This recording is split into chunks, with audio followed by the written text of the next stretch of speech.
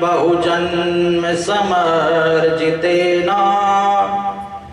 सत्संगमं च लभते पुरुषो यदा वे अज्ञान हेतु कृतमोहमदान्धकार न संविदाय तदोदयते विवेकः न संविदाय तदोदयते विवेकः भाग्योदयेन बहुजन्म समर्जितेन। मनुष्य के जब जन्म जन्मांतर के पुण्य जागृत होते हैं, बहुत सारे जन्मों के जब पुण्य एकत्रित होते हैं, उन पुण्यों के प्रभाव से ये मनुष्य जन्म मिलता है और इस मनुष्य जन्म को पाकर के भगवत सेवा करने का सौभाग्य मिलता है, भगवत भजन करने का सौभाग्य मिलता है, भगवत कथाओं का आयोजन करने का सौभाग्य मिलता है, भगवत कथाओं में सेवा करने का सौभाग्य मिलता है, भगवत कथा श्रवण करने का सौभाग्य मिलता है। कब कब जब हमारे पुण्य जागृत होते हैं, पुण्यों का फल जब हमें मिलता है। क्या होता है इस कथा का श्रवण करने से, आयोजन करने से? अज्ञान हेतु कृतमोहमदान्धकार न संविदाय तदोदयते विवेकः। जीवन में जो अज्ञान रूपी अंधकार है, वह अज्ञानता हमारी नष्ट हो जाती है कथा से, और ज्ञान रूपी प्रकाश जीवन में प्रकाशित हो जाता है। कल आपने श्रवण किया था कि भक्ति सुतो तो तरुणो गृहीत्वा प्रेम रूपा सहसा विरासी श्री कृष्ण गोविंद हरे मुरारी नाथेति नामानि मुहुर्वदन्ति नाथेति नामानि मुहुर्वदन्ति।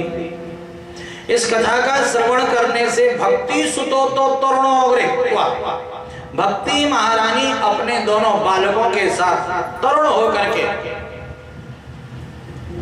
हृदय में प्रविष्ट हो जाती है। इस कथा से ही हमें भक्ति मिलती है, हमें ज्ञान मिलता है कैसे सेवा करनी है, ठाकुर सेवा, संत सेवा, गौ सेवा, ब्राह्मण सेवा, भक्तों की सेवा, हमें ज्ञान मिलता है और वैराग्य की प्राप्ति, मन हमारा भजन में लगता है। और इस कथा के प्रभाव से ही भगवान की प्राप्ति होती है। ध्यान देना, ये भागवत कथा जीते जी जीव का कल्याण करती है। मरने के बाद भी अगर इस कथा का आयोजन मृतक आत्मा के निमित्त किया जाए तो वह मृतक आत्मा भी इस कथा के प्रभाव से मोक्ष को प्राप्त हो जाती है। जन्म पत्रिका में कैसा भी पितृदोष हो, श्रीमद् भागवत कथा का आयोजन करने से समस्त पितृदोष दूर हो जाता है। धुंधकारी ब्राह्मण कुल में जन्म लेता है, परंतु उस ब्राह्मण कुल में जन्म लेने पर भी धुंधकारी ने कोई भी सत्कर्म नहीं किया, पुण्य कर्म नहीं किया, हमेशा पाप कर्म ही करता रहा।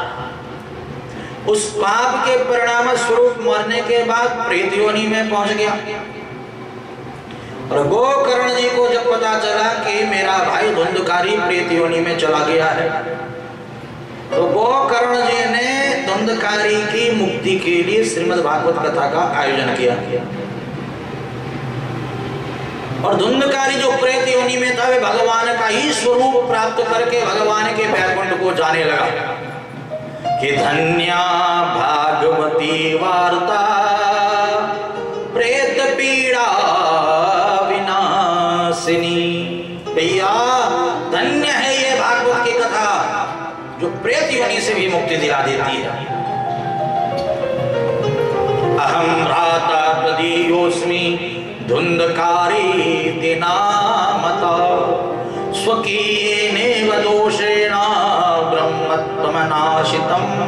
मया। अपने दोषों के कारण, कुकर्मों के कारण ब्राह्मण कुल को मैंने कलंकित किया, मनुष्य जन्म को कलंकित किया। परंतु इस भागवत ने मेरे समस्त कलंकों को दूर कर दिया। आज मुझे पता चल गया कि ये भागवत समस्त पापों से मुक्ति दिला देती है। कौन कौन से पापों से मुक्ति दिलाती है? कपंचोग्र पापा छल छद्मकारिणा क्रूरा पिचासास इव निर्दयास्ते ब्रह्म स्वपुष्टा व्यभिचारकारिणा सप्ताह यज्ञेन कलो पुनन्ति ते। ब्रह्म घनश्चैव गो घनश्च स्वर्णते च मद्यपा तत्संसर्गिश्च उग्रश्च उग्रपापा प्रकीर्तिता। बड़े से बड़ा पापी भी यदि भागवत कथा का आयोजन कर ले, भागवत कथा का श्रवण कर ले, भागवत कथा में पहुंच करके सेवा कर ले, इस भागवत को जीवन में धारण कर ले और प्रायश्चित करे कि आज के बाद में कोई भी गलत काम नहीं करूंगा, आज से मैं प्रभु भक्ति करूंगा, तो उसके पिछले जितने भी पाप कर्म हैं सब नष्ट हो जाते हैं और आगे वह पुण्य आत्मा बन करके भगवत धाम का अधिकारी बन जाता है। बोले श्रीमद् भागवत महापुराण